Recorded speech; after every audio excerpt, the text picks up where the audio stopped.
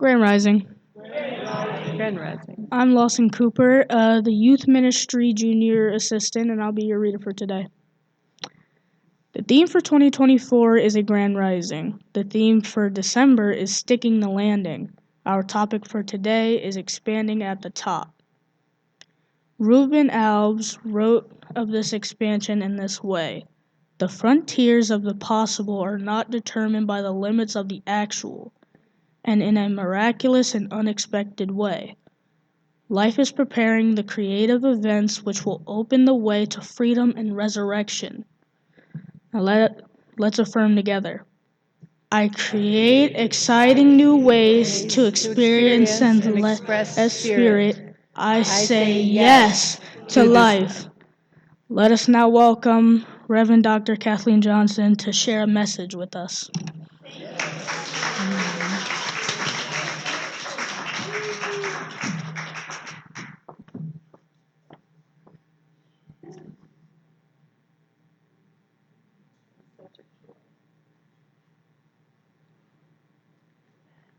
That is such a joy to have Lawson step up and be part of our service today.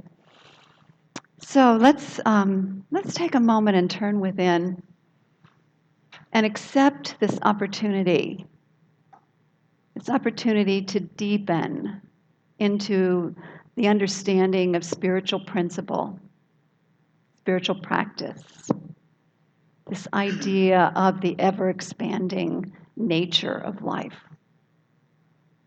expanding at the top. And know that we are divinely guided, that we are able to listen from a place of openness and awareness, letting go of the "oh, I already know this" kind of attitude, to truly using what we call a beginner's mind. Open, available, right here, right now, in this moment.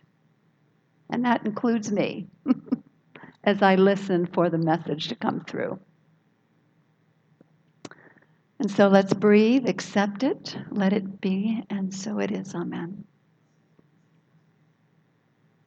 So this is our final Sunday of 2024, and this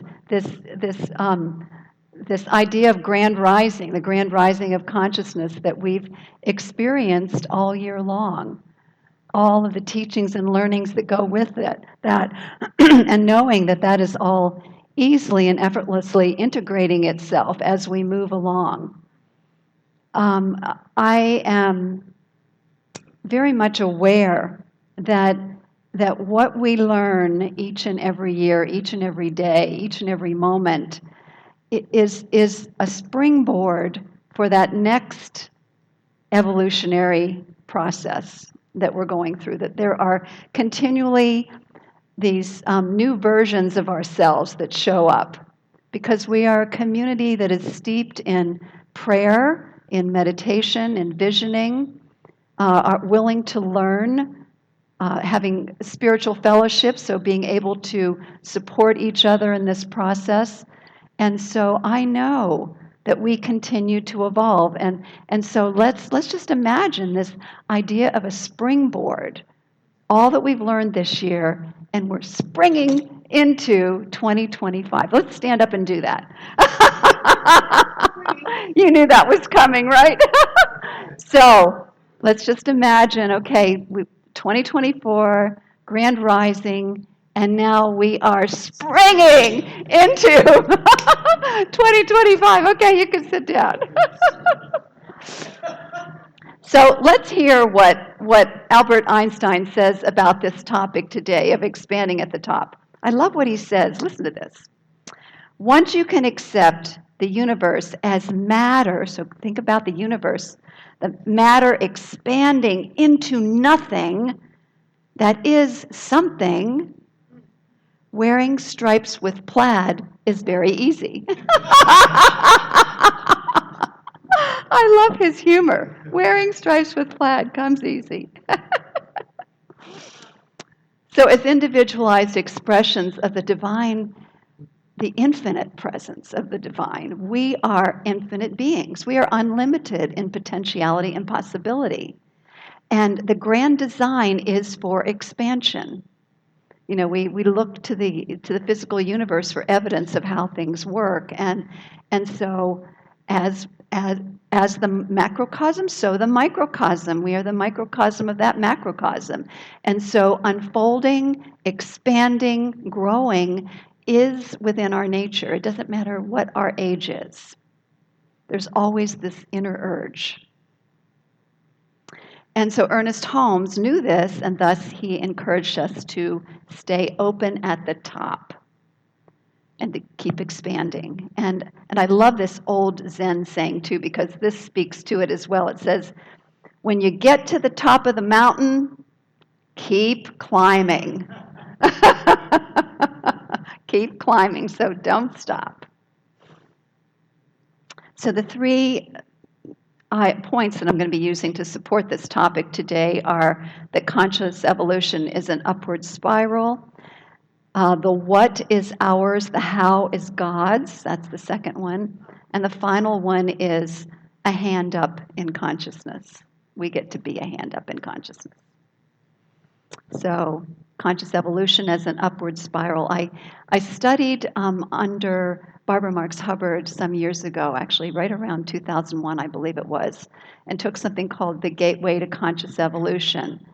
And she had a beautiful graphic that she showed us that we could take in and see that as our path. And it's a spiral that spirals upward as a model for conscious evolution. That is our design. There is an urge within us that lets us know that it's time to keep moving, that being stagnant does not serve us. And so we're given all kinds of opportunities to continue to grow, expand, and unfold. So as we place our focus on spirit as source through our spiritual practices, through our understanding of spiritual principles, spirit begins to express through us and as us in ever-expanding ways. How many people have experienced that? I certainly have, yeah. So we move from the consciousness of life is happening to me, which we've called victim consciousness, to life is happening by me, which is manifestor consciousness. Life is happening through me. That is the mystic consciousness, the idea that I'm a channel or an instrument of the divine, to spiritual mastery, grand mastery, which Jesus so beautifully demonstrated. God as me, which is our truth. God in me, through me, as me, is me. It's one of the things that Ernest Holmes reminds us of. And what happens is our lives begin to work better on all levels. And there is a tendency, though, to tell ourselves, well, you know what? I've done enough. I think I'll just rest right here. However, that's not the design. And what happens when we decide to rest right here? That's enough. I've done enough. Well, things happen to just encourage us to keep moving on. Little challenges, contrasts, whatever you want to call them. So the divine urge continues to propel us into greater and greater expression. There's no there to arrive at, only stepping stones along the way. So that's evolution is an upward spiral. I love this next one. This is a great reminder. The what is ours, the how is God's. So what keeps us from expanding? Let's start there first. There are two things. Fear that we will lose what we have. If we create, if we decide to move or create something new, oh my gosh, what am I going to lose? And also the fear that I don't know how to make that happen. I don't know how to create that. So those are the two things that prevent the expansion process. The fear that we will lose what we have is based on the belief that we are somehow separate from the presence of God, that we're on our own, these little limited beings that can, only do so much. And yet, right within us is a source of infinite supply. Infinite supply. It's inexhaustible.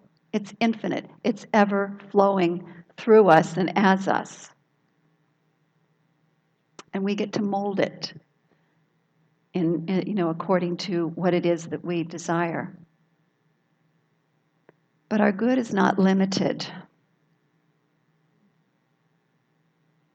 And we can't lose that supply. I mean, it's right here where we are, that supply of God. And so as we work in alignment with this flow, through spiritual practice, and especially visioning for me is such a powerful way to expand the idea of what is possible.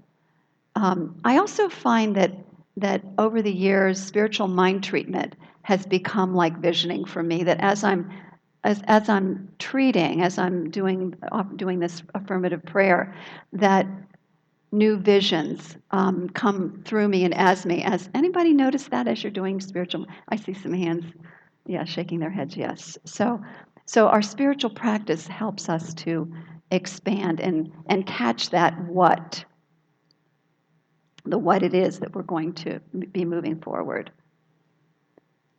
So, and it's also easier to embrace more and more good, when we let go of fear. Fear constricts our ability to see the possible. I was just sharing with somebody recently, if you're looking down as you're thinking about, where your life is going, what happens? You're keeping things very restricted. There's a restricted view. There's something very powerful about looking up. When you look up at the expansiveness of the sky, we get to see the sky through these windows. The expansiveness, but even just looking up, we're designed to, when we look up, our minds expand into the field of all possibilities. That's a good one to remember the next time you're feeling down. Is look up and expand your perspective.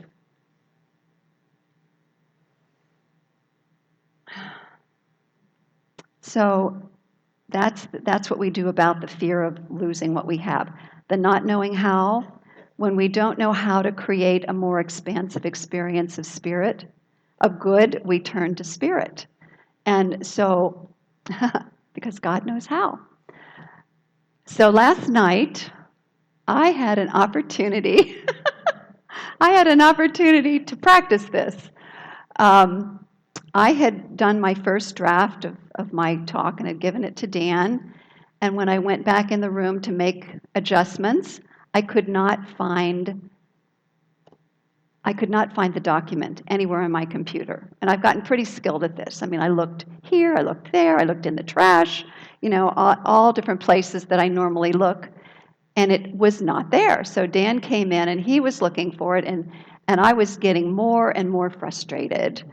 And I know I was not helping the situation, because I was like you're sitting in my seat.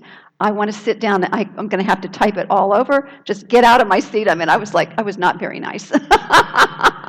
And so Michelle heard that and she says, "Mom, let's go down and pray." So it helps to have people with a spiritual perspective in the home, right? Our friends. So Michelle and I went down. We prayed. Actually, I did the busting loose process first, so I could feel my feelings and unplug from the belief that was creating that experience, and so on. And then we did a spiritual mind treatment, both of us. And then we walked upstairs, and Dan said, "I found it." And the thing that I want to share, right? The thing that I want to share is that when he was looking for it, not only was this document gone, but all of the documents that were in my the sermons for December 24, 2024, and the sermon, all the stuff, all the things that I had in those folders were gone. It was a really weird thing. And I do believe that my divine self created all of that. So I would have an opportunity to let go of yet another belief that was getting in the way of me standing more fully in my faith and my trust that all is well, right? Yeah. So that's my story. That story was just for today that I could share with you. That's right. So, my computer story. The what is ours, the how is God's, which reminds us it's our responsibility to expand our vision of what our good looks like.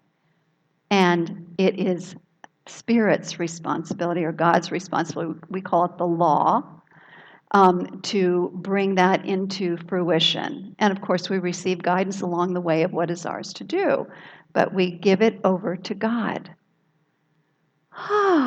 So we don't have to know how to create it. We just get to imagine our good and then follow follow steps as we're given them. Beautiful. So freeing, so freeing. And a hand up in consciousness. So as we create lives that continue to be greater and greater expressions of our spirit essence, and all that that means, more loving, more peaceful, more joyful, a greater sense of the truth of abundance, and so on, then we have an opportunity and a responsibility to step outside of our comfort zones and to give a hand up in consciousness to others.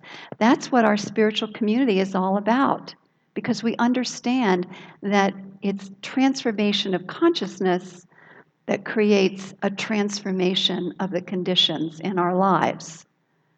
And so we give each other a hand up in consciousness. Well, we have a great opportunity to do that. And that is this coming Tuesday morning. We have a tradition that goes back from the very beginning of our spiritual community of participating in this worldwide reading of the world peace the world healing meditation by John Randolph Price. I actually have been doing this consistently since 1986. The very first year that John Randolph Price decided to do that, and that was before emails and texts and all of that kind of stuff. It was way before that. It traveled by word of mouth. I mean, he did visit different places to let them know ahead of time what he was doing and shared the vision. But from that vision, he didn't know how. His what was, I want 500 million people in on this prayer all over the planet. And it spread like wildfire.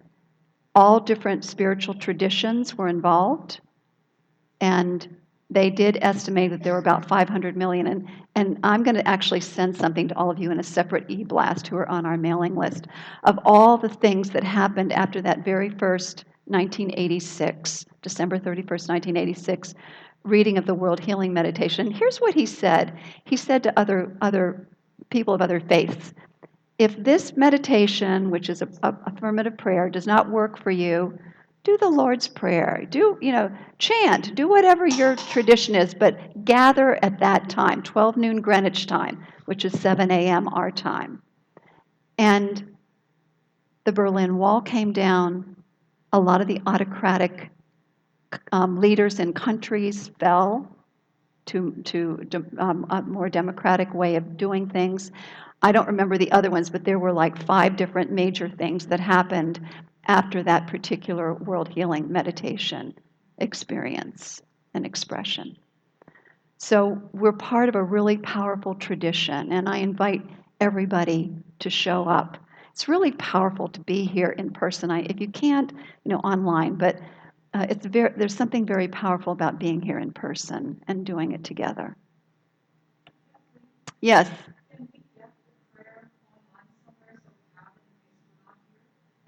Yes. I believe it's on our website in a PDF on the home page. Yeah.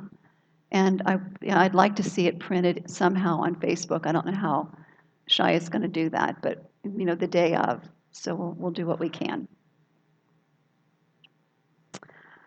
Okay, so a hand up in consciousness, an opportunity to give a hand to all life on our planet through prayer, meditation, and vision. And so I'd like to end with a story. It's a story about a young man who often hiked in the Cascade Mountains in Washington State. And he enjoyed one particular trail that was 7 miles long. And so what he would do is he would start up, was easy at first, and then he would hit a steep incline that was all boulders and rocks. And I know exactly what that is because we did the end of the Appalachian Trail on Mount Katahdin years ago, and that's what it was. It was boulders all the way up. So I can totally envision that. So 3 miles of uphill rocks and boulders. And at 4 miles, he found a level spot, and he would stop there. Now, this happened over and over and over again. He'd stop there, have his lunch, and read or write poetry, enjoy the view. There was like a waterfall in the ravine across the way. And then one day, he decided, you know what? I'm going to explore, because there was an alpine lake at the very end of the 7 miles that he really wanted to see. So he decided, okay, I'm going to do the rest. And an interesting thing happened. Instead of the very difficult last several miles that he imagined, it was actually easier and more level. He got there, he was able to enjoy the view, and then contemplate what that meant about the rest of his life. So what does that mean for the rest of your life? Do you stop at a certain place because it seems comfortable? Or do you press on, continue pressing on toward your goal, toward your vision? So let's turn within in prayer and a deep understanding that the nature of God is our nature. Just as God's creation is ever expanding, our nature is to reflect that as ever expanding. And it begins within each one of us as that expansion of consciousness. And so let us, in this moment, let go of the fear of what I might lose if I continue to press forward. Or, I don't know how to create this, so I'm just not going to even try. Let's let go of all of that stands in our way, knowing we are free of that all the beliefs in separation from this divine creative flow that is infinite, that is inexhaustible, that is pressing us into freer, fuller, more expanded expression. Let us ride that wave of conscious evolution in joy, in gratefulness, and with a spirit of adventure, knowing that we are held in the arms of the infinite. We are provided by an infinite source that knows how. All we need to do is continue to imagine, to envision, and to trust and have faith, and to listen for what is ours to do along the way. So we continue on those stepping stones of life, climbing to the top of the mountain and continuing to climb in consciousness, feeling so grateful for this opportunity to be supported by beloved community along the way, and understanding that we are not only creating greater lives for ourselves individually, but we are here to give a hand up to one another on this journey of life. I give my thanks for this clear realization